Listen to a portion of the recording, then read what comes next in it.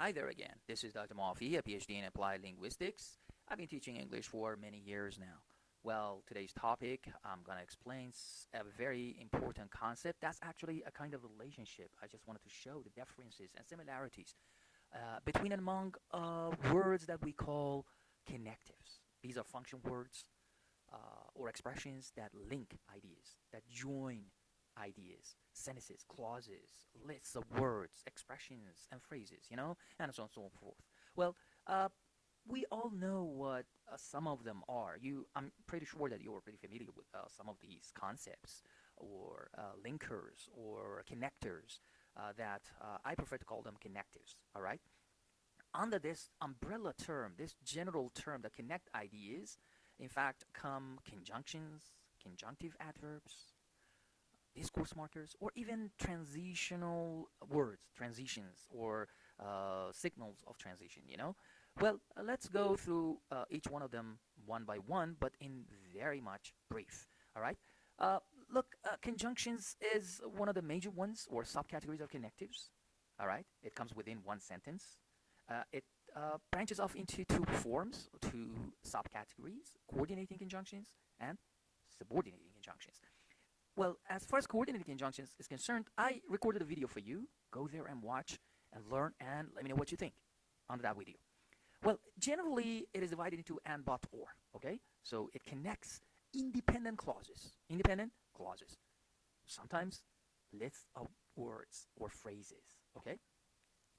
What about subordinate conjunctions? Subordinate conjunctions are those function words that link or connect one dependent and one independent clauses. All right. So it connects two clauses, one of them being dependent, the other one independent. Okay.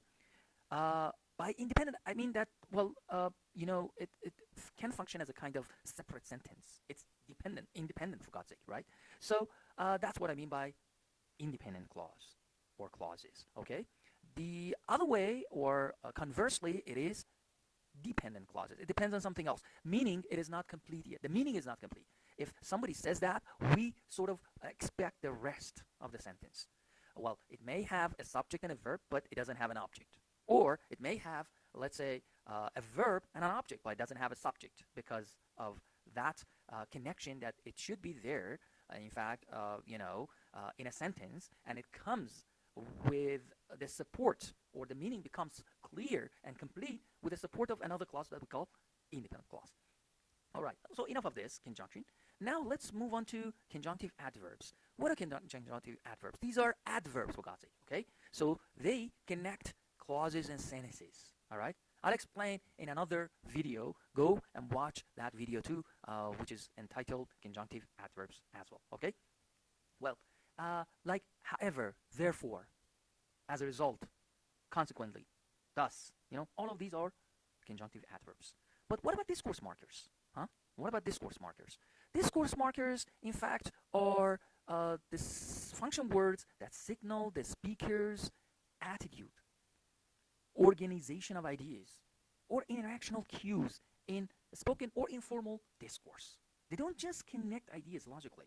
They guide the listener through the conversation and show stance, viewpoint, tone, or topic change. Okay? For example, for topic shift or change, we say, anyway, we're going to shift from one subject to another. Oh, by the way, I remember something. Don't let me forget telling you this, Or about the attitude, for example, we can say, actually, or frankly, honestly, I want to tell you something very important. So it shows our attitude. Another one, for example, for response or engagement, okay?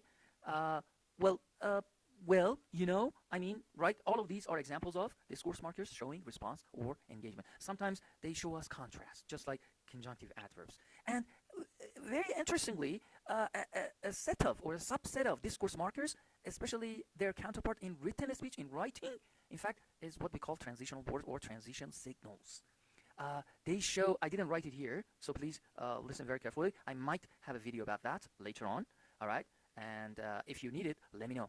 Well, they show logical relationships between sentences or paragraphs, how one idea leads to the next. They help the reader follow the argument or narrative structure. The examples can function as addition, contrast, cause and effect, sequence, example and illustration, and so on and so forth. All right. So these are what we call as transition signals. All right. These are what we call as connectives in general. All of them come under the category of connectives. Don't hesitate to give us your comments in the comments below, and don't forget to like and subscribe.